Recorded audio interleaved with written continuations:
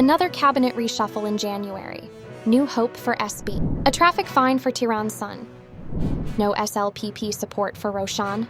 Premiership 2. Becoming a distant dream.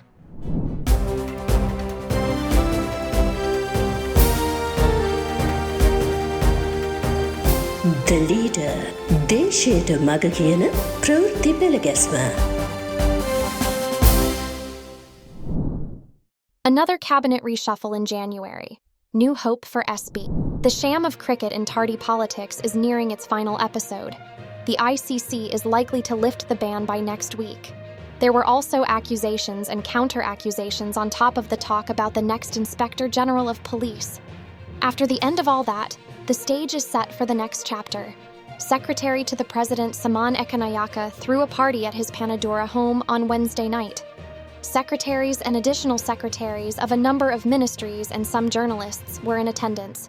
Organized by Danushka, it went on until the wee hours of Thursday. That same morning, President Wickremesinghe left for Dubai, and Roshan became a forgotten man. Tiran got the sports portfolio, and Pavitra was given irrigation. According to political sources, these positions could change again in January. Until then, and to ensure the passage of the budget, unity should prevail. Believe big shots in the government. With 2024 being a year of elections, cabinet should have the most qualified only. It could change too, but that should not be hurried. It appears another cabinet change will happen in January.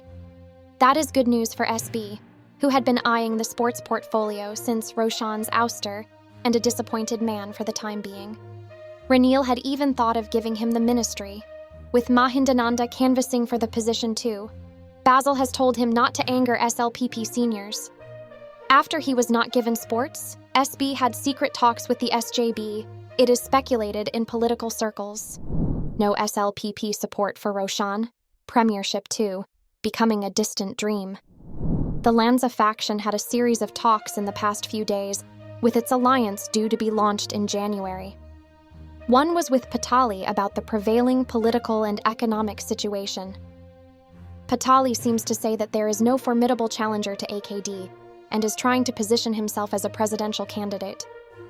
Lanka is talking to him because he will be left with nothing if Ranil decides not to contest. Wimal too spoke about that in Parliament. He predicted the incumbent will certainly not be a candidate. His eyes are on a comfortable position in an international institution, he said.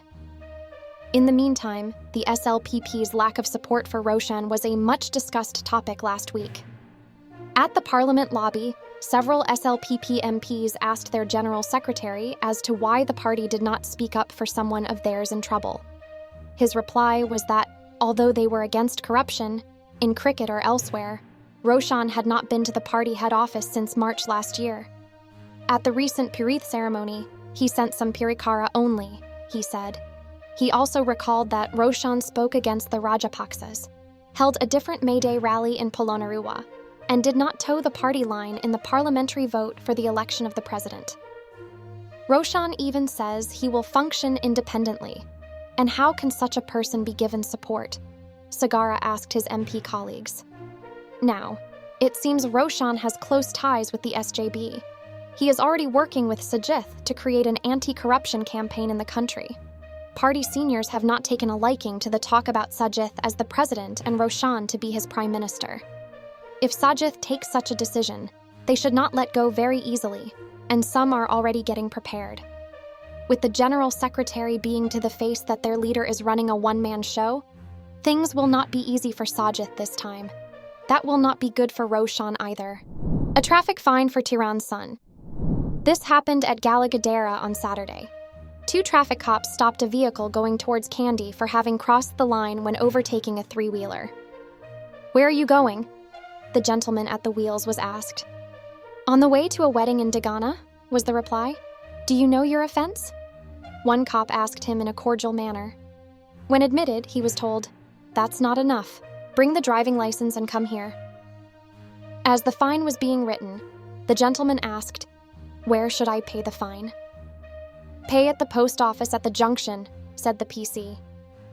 "But sir, we can settle things even here without wasting time," the cop added. No, Don't do that. I committed an offense. I am the son of your subject minister. So, follow the law to the word. Both cops started trembling. Sir, are you Minister Tiran's son? Why didn't you say so? The fine has already been written, a cop inquired. No, don't break the law. My father does not like that. Do not be afraid. Do your duty. How much do I have to pay?